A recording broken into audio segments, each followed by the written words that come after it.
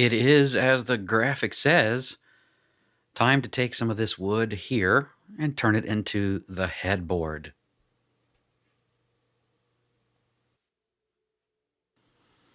"10 years ago, I bought this stuff. I was going to redo the whole house in oak baseboards. I got one room done, and then I got tired. And then a decade passed. Now it's time to make a bed. The idea, of course, is to make a panel. And here I'm trying to see if I have enough length in one of these boards for a panel to basically saw the board in half and glue it together so that I have a good foot of wood to lean against when I'm reading in bed. Or something sturdy to hold on to when I'm having unpleasant dreams, shall we say.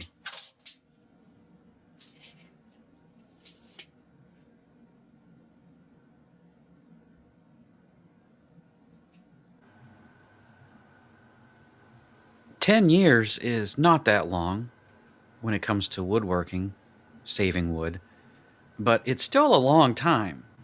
I have a lot of work to do to get this thing cleaned up and dimensioned.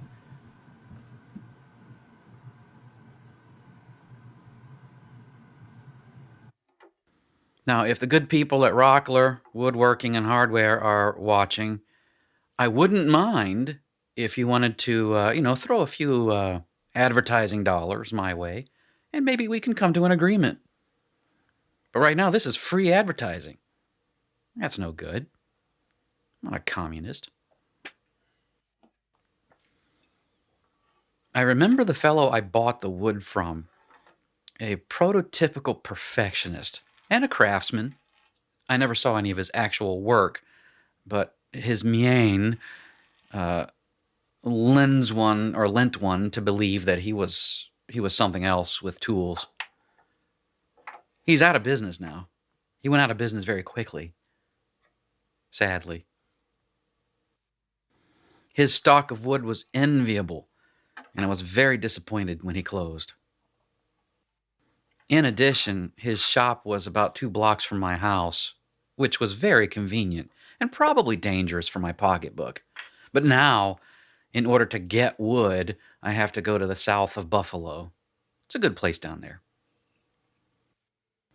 Now, this fascinating technique of actually sketching out the plans of the bed, even after cutting the tenons, chopping the mortises, and making the legs and the sideboards, the side rails, is that I need to do the math for the headboard, and so I can do it here in plain view, always, until I'm done with the stock itself. And then by that point, you've made all the cuts that you need to make, and it won't matter anymore. I say all that because this section of the wood is cupped. And when I begin to plane it down, when the drawing and the figuring disappears, I'll know that my stock is flat. Now here I must advocate for hand scrubbing your boards. This board is over 8 feet long. It's probably 10 feet long. It is cupped. If you send it through a typical consumer grade planer, you will find very quickly that your planer will indeed flatten the board eventually, but much of the wood you use will be waste. It will be sawdust. You see, the rollers on your planer are flattening the board before they hit the blades. And so the blades are actually buzzing off layer after layer after layer without actually addressing the cupping or the warping that you might have, or the crowning if it's the other way around. Added to that, of course, is the issue of noise and dust. The trade-off, of course, is time. Scrubbing your wood with a scrubbing plane takes a lot longer than sending it through an electric planer. The thumbs up I have enough length for this one board to serve as my headboard. More math.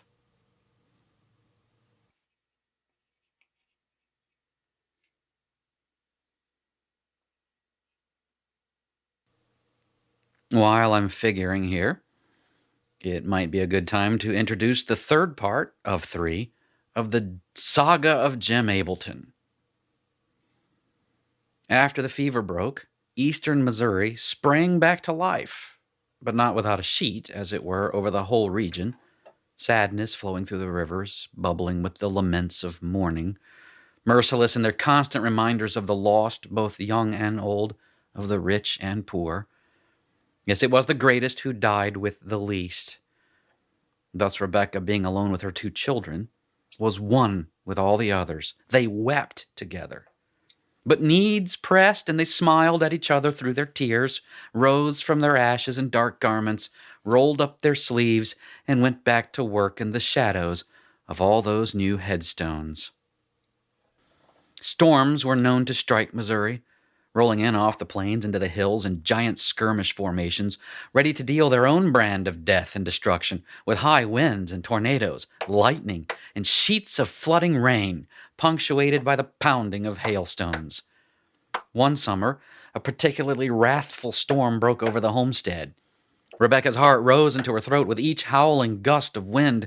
She clutched the girl close to her, almost as much to comfort herself as it was to comfort her daughter. The boy stood at the window, watching in fascination. "Wow," he would exclaim with each lightning strike. "The trees are all bent over from the wind. I think the top of that one touched the ground." Rebecca was sure the wind would snap the great maple whose branches shaded the cottage. She was wrong. Electricity filled the air, then a tremendous crash of thunder, followed by a realization that that blinding flash was lightning and it had struck too close. The sound of the falling branch was almost indistinguishable against the sounds of wind, whipping, rain, and trees. Nearly half the tree fell into one side of the house.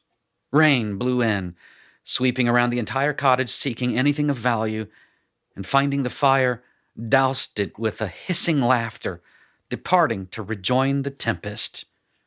The boy was no longer delighting in the storm. When the storm finally moved along to do damage downriver, Rebecca sighed and released the girl. No one was hurt.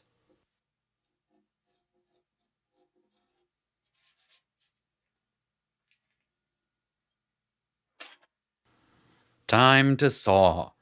And I figure to get out my crosscut saw, because it will slice through this board like a hot knife through butter.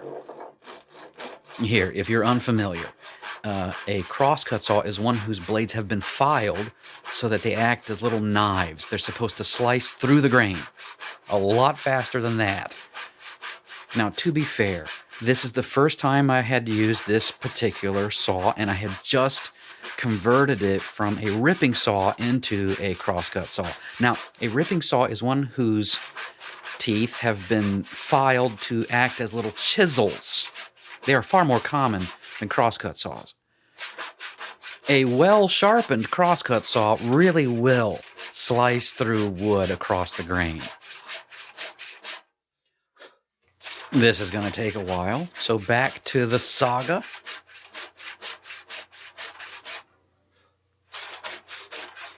Out of the woods came several Missouri Indians, this time led by an aging warrior.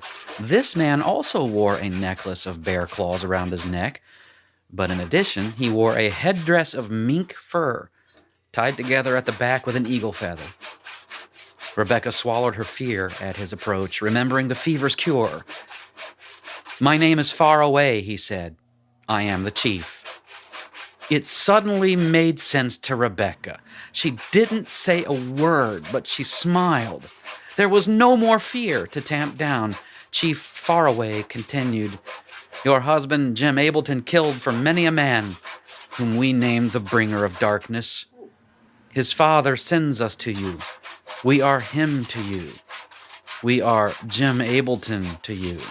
He commanded in his own tongue, and his warriors set about the task of rebuilding the roof. the several of them completing the work in an afternoon using their own mysterious methods. Rebecca noticed that even though they were savage Indians, their methods were quite effective, even if they were entirely different from what she was familiar with. "Thank you for the help," she said, and they disappeared into the woods once more, where they kept their watch over her as they had been doing since shortly after Jim's departure.